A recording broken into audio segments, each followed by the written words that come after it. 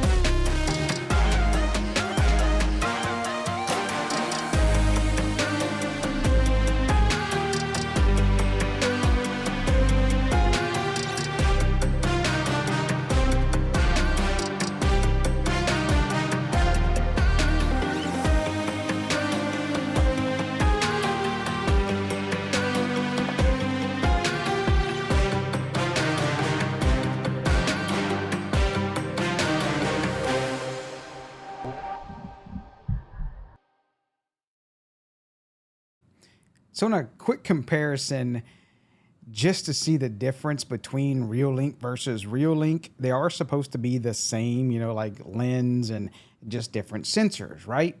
Now you can see this is the CX810. Default settings like auto, everything. Now the resolution here is not going to be full, you know, like full 4K or whatever it may be, but don't focus on that. Let's just jump to see the same model of the CX410. And yeah, you can see the big difference. Which one would you want to see? I don't know about you. So real quickly, also, I wanted to take a look while I had this up. Now, we'll pull up the full frame, and I'm going to look at this license plate here. We're going to pull it up into full resolution just to see the difference. And this is the Reolink app, just a regular desktop app, and I have it set to clear. And this is the 410, and make sure this one is set to clear as well. What we're going to do is look for this license plate I have on the chicken coop here, and I'm going to zoom into it. So you can kind of read it on, this is the 8 megapixel. And is there a big massive difference? And this is the 4 megapixel, and we'll slide in. You can see it's a little bit better. I mean, I can tell that that is a B and versus a D or something in the middle there. And I guess that's SZK. I'm not exactly sure this exact. It does make a little bit difference there, but keep in mind is look at the difference in the lighting though. It's just like massively different. So like if I look in this area on the 8 megapixel, you can see the chickens are over here under the trampoline. And then when I look the same one, and you can see it's just got much better lighting compared to the others. So everything is set default. It's like it is. You can see definitely the 4 megapixel just has a better picture. Unless you really need, you know, that extra little bit of detail when you're zooming way across, probably would say like, no, I'm not going to do the 8 megapixel versus the 4 megapixel because it just needs more light to feed that sensor because there's more megapixels. So quick hands on with the cameras. This is the 810 here. You can see they look pretty much the same as the previous 410 model, so not much difference there. So basically what you'll get here is the 4 warm white LEDs. I did notice in testing that sometimes it would turn the warm white way down just so it could still, you know, do like that human car detection so it could have some light, especially in my backyard. And then when it detected a person, it went full brightness. So that's kind of a cool little feature there, but just do keep in mind for the areas that pure, you know, darkness and everything, it's not going to do the IR thing because they don't have that. Now, this is the turret version, and what's nice about it is it's toolless. And there's no set screw. And I know I give Reolink a lot of shit about some of their cameras with no set screws, but this one actually kind of has one. So you just mount it up, and then when you get it in the spot you want, is you just turn this little, you know, tri-wing hand nut, whatever you want to call it, and it stays put for the most part. I mean, if you really had some windstorm to come, move this camera at that point, probably taking pieces of your houses off along with that. There is apparently the speaker. I think it has two-way talk. I'll put on the specs here. I believe it does. The other parts, you do get a... If you really want to do that, you can do a micro SD card in the back of it for like also recording to the camera itself. Or you could even do that if you don't want to do an NVR at all. Now, you do get the 12 volt input here. And that's if you're not doing power over Ethernet. You do get, I think this is also the reset button that's in there so you don't accidentally push it. They put that cap on there. And then you get Ethernet, and that's power over Ethernet as well. So you can just run one wire to it. They do give the little watertight caps. Nothing else to it really for the camera. Now for the full specs, time of the recording, and they got a lot of deals going on, all the different things. But according to their website, you're looking at $72 for the 4 megapixel And then you're looking at 104 for the 8 megapixel model. Now, specs wise, just to compare, they are, exactly the same, like housing and everything. I want to look at the actual sensor. It is a 1/1.8 inch sensor, as well as previous model is also a 1/1.8. I don't know why it has different zoom levels, but of course you can see 2560 by 1440. The other one is 384, 28 megapixels at 25 frames per second. So they do cut down a little thing. Now, I have noticed it is H.265 forced on the mainstream, and then it's H.264 on the substream, kind of like the previous 810 was. So if you're looking for a pure H.264 on both sides, or if you're able to want to configure that, that's probably not the camera for you. I'd probably step up to some of the Dawai ones. Dive into looking at the web interface on this thing. Now, I want to show you something about the web interface because this is the new way all the Reolink stuff is. I've seen people out there going like, oh my God, it's not working. You do need to bring it up in the app, whether it be the phone app or actually the computer app, because the web interface by default is disabled. So how you fix that, bring it into the app, come over here, hit the little cog wheel, and then go down to network, and then look at advanced, and then you'll see server settings.